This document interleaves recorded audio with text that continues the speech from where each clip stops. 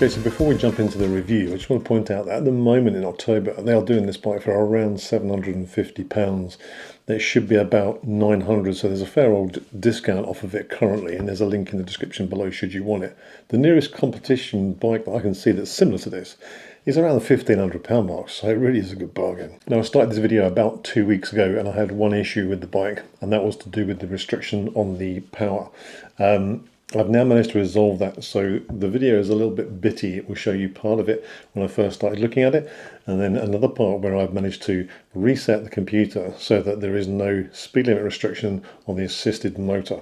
Anyway, back to the video. So this is the DuottC29 electric bike. It's basically got three modes of cycling. You've got regular, you've got assisted, pedal assisted, and then you've got full electric using a throttle if you wish.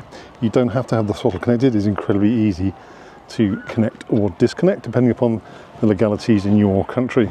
It comes standard with front and rear discs. They are not hydraulic, they're normal cable. There is an option to upgrade to hydraulic as well though. You also have full suspension front forks. These are adjustable, so you can change the stiffness settings of them. The seat or a rear section is not suspended. However, underneath the seats here you can see there is a spring dampener system, so it's pretty comfortable. Obviously it's height adjustable, same as the steering and everything else. There's 29-inch tyres, wheels, and they seem pretty good. I've taken it off-road a bit, as you can probably see by the state of them. They seem to grip quite well. The battery is removable. It's got a section on here that tells you how well charged it is. You can see how many bars there are on the battery, and also you have an indicator on the screen here. I will probably show you this later, simply because in the dark you can't really see anything. But essentially on here you have your speedometer, you have the settings for the power or the level of assistance from 1 up to 5. As you can see down the bottom there, where you go down to 0, that changes the mode, so you've got trip counter, odometer, time that you've been going, and the current time as well. And then on the handlebars here you've got a button for front and rear lights, and then an incredibly loud horn. The rear brake also operates the brake light at the back, so it gets brighter than the normal running line. This here is a charger for your phone. So this comes with, at the moment, free, a holder for your mobile phone, so you can have it in here to show you navigation, GPS, what have you, and then you can plug it in here and it will charge it as well, and that's connected directly through to the battery on the bike, which I think is a really nice little touch. The seat is nice and thick and comfy, which I need because I've got a bony backside, and it is very, very comfortable. The issue I have is with the gears. This side is fine, so you can drop down a gear, click up a gear using these two buttons. That is the 7 cogs on the rear of the wheel, the rear cogs. The other side, however, which is connected to the 3 cogs on the pedals, instead of it going up by 3 clicks, it goes up in about 20. So although it's more adjustable, you never really know where you are on the chain. I'm standard with a rear cargo carrier, so you can put bits and pieces on the back should you wish, and obviously you've got your front and rear mud flaps as well. The gears are Shimano 21 speed gears, so relatively decent make. Power on this battery is 750 watts, and it has a 15 amp hour battery, so you can get assist mode up to 100 kilometers distance, or in pure electric mode 50 to 60 kilometers. So at the moment I'm just riding this without any kind of pedal assistance, and I'm getting used to the gears. It's taken me a little while.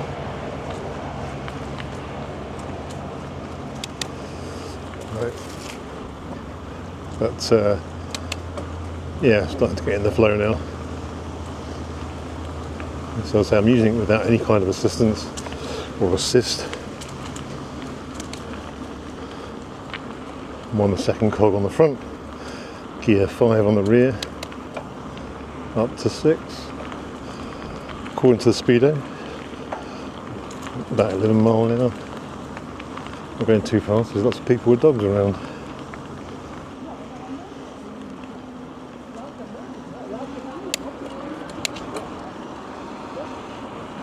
I just clicked down to assist there. Going up the hill, there's an immediate pickup.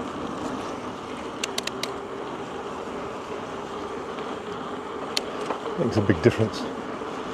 Very big difference, the assist. it just eats the hills. When you've got the assist on, you've hardly got to touch the pedals. It just really kicks in. If I go now, just feel this little hand behind you pushing you along. It just gives immediate acceleration. Okay, I'm just using the throttle now. So it stops at 15.5 miles an hour. And I'm pretty sure the bike goes faster than that, but it just doesn't register it. And I believe, as I may have said before, there's a way of hacking it so you can get past 15 miles an hour using the battery, or using the motor rather.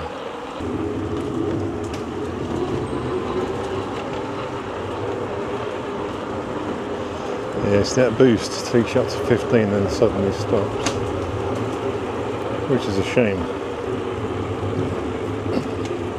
It'd be nice to get the assist when you're going past it.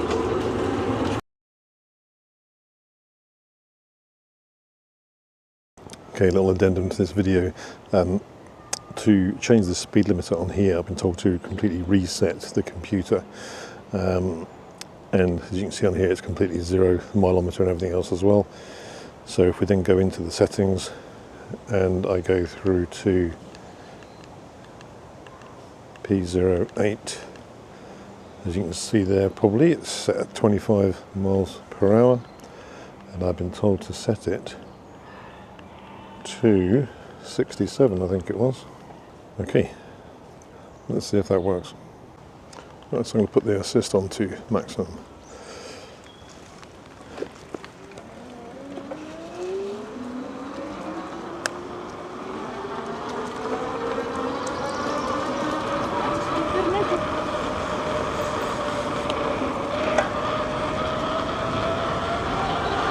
Ah, that's better. Oh!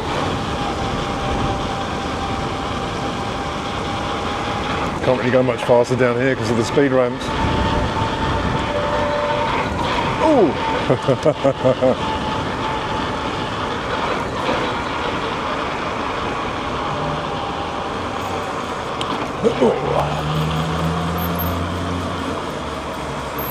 Right, well that definitely works. So let's try it without pedaling.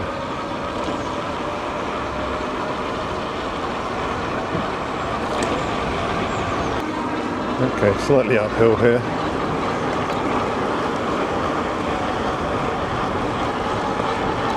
Little boost there, 23, 25, 26.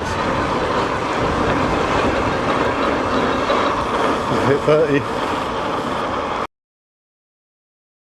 I like the right gear lever.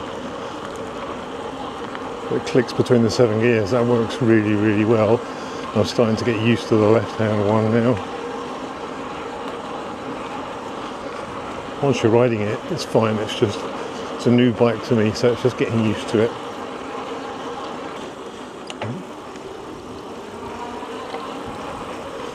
Thanks.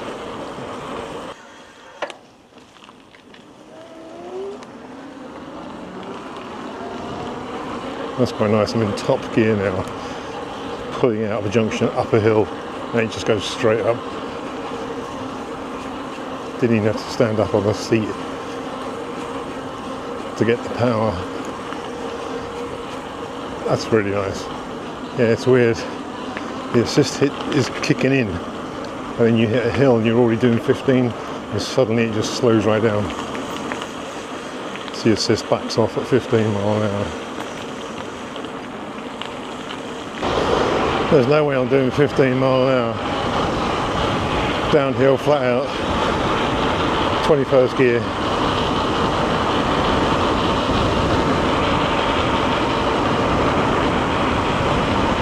So easily 30. I can't keep up with the pedals.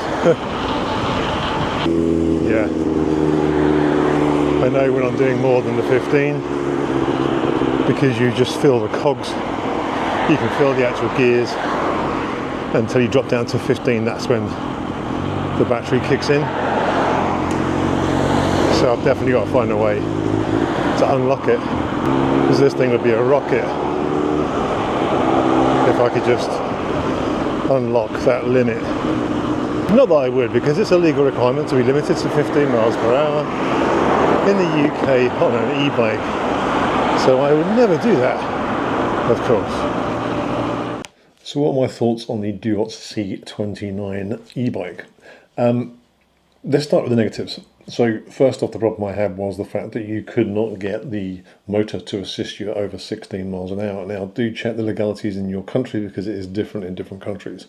But as I have now found out, there is a way around that, and that makes a massive, massive difference. The only other part was the gears. So I did struggle at first trying to get the front three cogs to work correctly and get them in the right spot, but it's like a muscle memory issue. You get over it after a short period of time and you just simply get used to it. Other than that, there's no real negatives to it. It looks good. It rides really well. It handles very well. The power is fantastic. It simply eats up hills. You can just power straight up a hill without any real effort.